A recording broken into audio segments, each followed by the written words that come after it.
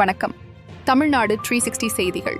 சீர்காழியில் மத்திய அரசின் ஜவுளி அமைச்சகத்தில் சார்பாக கைவினை கலை சிறப்பு வகுப்பு துவக்க நிகழ்ச்சி.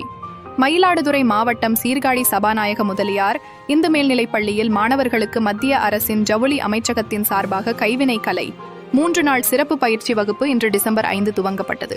கலை மற்றும் கைவினை நம் மூளையை மகிழ்ச்சியடையச் செய்கிறது.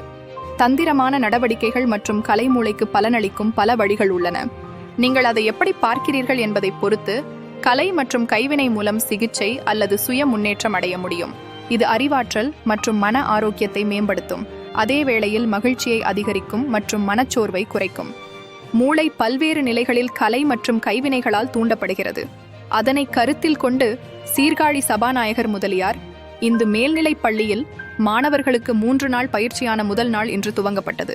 கிராம பொருளாதார மேம்பாட்டு அறக்கட்டளையின் தலைவர் திரு கோவிந்தராஜுலு ஏற்பாடு செய்திருந்தார்.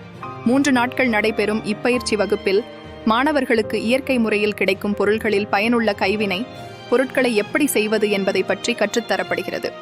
இந்நிகழ்ச்சியில் 6ஆம் வகுப்பு முதல் 9ஆம் வகுப்பு வரை படிக்கும் மாணவர்கள் பங்கேற்றனர்.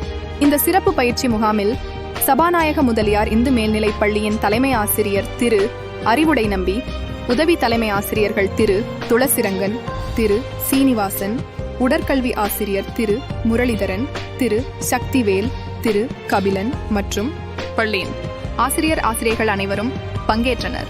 தமிழ்நாடு 360 செய்திக்காக சீர்காழியிலிருந்து செய்தியாளர் ஜோசப்.